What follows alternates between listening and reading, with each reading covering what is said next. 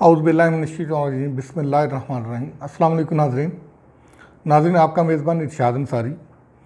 अभी जो हम आपसे बात करेंगे वो एक जो अहम इशू है वो है अभी चीन के जो सरबराही में एक अहम कॉन्फ्रेंस हुई है ब्रिक्स। इस पे काफ़ी सोशल मीडिया पे ले दे हो रही है, इस पे पॉलिटिकल पॉइंट स्कोरिंग भी हो रही है, मुख्तलिफ सियासी जमातों की तरफ से जो बातचीत हो रही है। तो हमने मुनासिब समझा कि इस पे नाज़रीन को थोड़ा सा गोश गुजार करें कि असल में रियलिटी है क्या।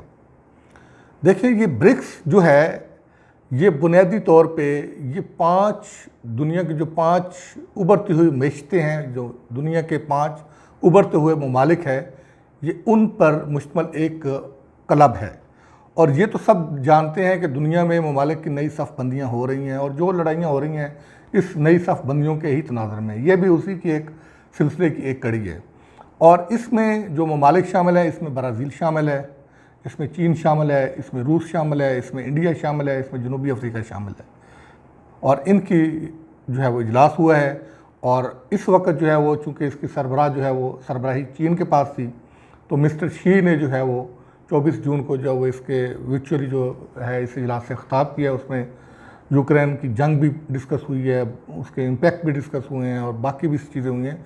और सबसे अहम बात यह है कि देखें कि ये जो ममालिक हैं 5, इनका जो दुनिया की आबादी है उसमें इनका शेयर 40% है और पूरी दुनिया की जो तिजारत है उसमें जो इनका शेयर है वो कोई ऑल अराउंड 16% है। और पूरी दुनिया की जो इस वक्त जीडीपी है जिस पे सारे जो है लोग वो खेलते हैं, उसमें इनका शेयर 24% यानी कि 24% है।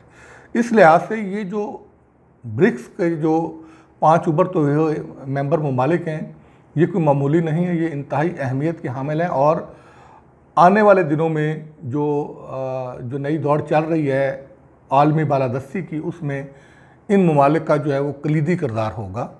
और यही वजह है कि जो आलमी थानेदारी बरकरार रखने के लिए अमेरिका सारी तवज्जो जो है वो तमाम तर फोकस जो है वो जनूबी एशिया पे किए हुए है। और ये बात वो जानता है कि उसकी जो आलमी थानेदारी ख़त्म होनी है वो उसका आगाज़ जनूबी एशिया से ही होना है। और उसमें आप चाहें ना चाहें इंटरनेशनली लेवल पे जो मुस्तकबिल है जो वो पाकिस्तान से जुड़ा हुआ है, वो कोई फ़ैसला साजी आप उठा के देख लें कि पाकिस्तान के बगैर मुमकिन नहीं है। तमाम तर मसाइल के बावजूद पाकिस्तान के बगैर फ़ैसला साजी मुमकिन नहीं है।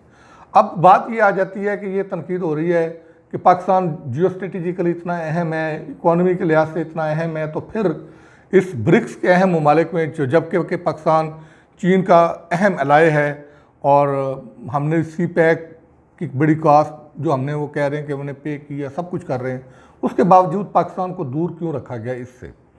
इसमें पाकिस्तान तहरीक इंसाफ की तरफ से ख़ासकर बहुत ज़्यादा तनकीद की जा रही है कि पाकिस्तान को जो है वो ये हुकूमत आइसोलेशन में ले गई है, ऐसे कर रही हो गया वो हो गया। और जबकि यही इल्ज़ाम जो है वो उन पे भी आ रहे थे और शायद इसी वजह से जो है वो IMF का भी हमारा और ग्रे लिस्ट वाला मामला भी जो फेटअप वाला नहीं हो रहा था। तो देखें जब ये हुकूमत आई इन्होंने आके बिलावल भुट्टो और ये सारे एक्टिव हुए, फिर अमेरिकन को भी किया। जो अमेरिकन सफ़ीर जो काफ़ी अर्से से हमारे यहाँ था ही नहीं, वो भी एक डेवलपमेंट हुई कि अमेरिकन सफ़ीर भी आ गया, फिर हुए, तो फिर आपने देखा कि ग्रे लिस्ट के हवाले से भी बेहतरी हुई। तो मतलब ये कि ये एक दूसरे पे इल्ज़ाम तराशियाँ हो रहे हैं लेकिन हक़ाइक़ से नाबल्द होते हैं। अब हमारे दोस्त PTI के जो है वो तनकीद तो कर रहे हैं कि ब्रिक्स में जो है वो पाकिस्तान को शामिल नहीं किया, हमारे पड़ोस में था, चीन इसका सरबराह था। जबकि हकीकत ये है कि पाकिस्तान उस ब्रिक्स का मेंबर ही नहीं है। जो नॉन मेंबर होते हैं उनको आप बतौर स्पेशल गेस्ट के तौर पे इनविटेशन के तौर दे के आप बुला सकते हैं, लेकिन उनके लिए कंपल्शन नहीं होती है कि वो मेंबर भी ना हो और उसको जो वो शरीक हो। हाँ, ये ज़रूर है कि ये चीज़ें चलती हैं, जब चीज़ें आगे बढ़ती हैं। हमारे दफ्तर ख़ारजा ने भी इस पर जो है वो नाम लिए बगैर ये कहा है कि हमें अलबत्ता एक जो हमारा शुरू से राइवल चला आ रहा है, क्योंकि उसके दुख बड़े हैं। अभी उसका जो है वो उसको ताज़ा घाव लगा है। ग्रे लिस्ट में उसने पाकिस्तान को बड़ी कोशिश की है कि इंडिया ने, मैं अब खुल के नाम लेता हूँ कि इंडिया ने बड़ी कोशिश किया कि पाकिस्तान का नाम किसी तरीके से ब्लैक लिस्ट में हो जाए। अगर ब्लैक लिस्ट में नहीं होता तो कम से कम ग्रे लिस्ट में ही रहे, वहाँ से उसको घाव लगा। अफ़गानिस्तान में उसके ने बड़े जो है वो पापड़ बेले हैं, वहाँ से भी अभी ताज़ा उसको घाव लगा, तो वो तिलमिला रहा है उसने अलबत्ता ये कोशिश ज़रूर की है कि पाकिस्तान का जो इनविटेशन था, जो स्पेशल गेस्ट के तौर पे वो बुलाना था, उसमें उसने कोई अपना नेगेटिव रोल प्ले किया, तो वो उस तरह वो नहीं हो सका। लेकिन ये तासर गलत है कि पाकिस्तान जो है वो कोई शायद कोई आइसोलेशन में जा रहा है और ये हो रहा है, बल्कि इसके बरक्स चीज़ें हो रही हैं। डिप्लोमेटिक फ्रंट पे अगर आप देखें तो पाकिस्तान जो है वो बेहतरी की तरफ जा रहा है, और इसमें खुशाइन ये है कि सिविल और मिलिट्री जो है वो दोनों जो है वो क़यादतें जो हैं और उनके जो हल्के जो हैं वो इसमें जो है वो अपना रोल प्ले कर रहे हैं।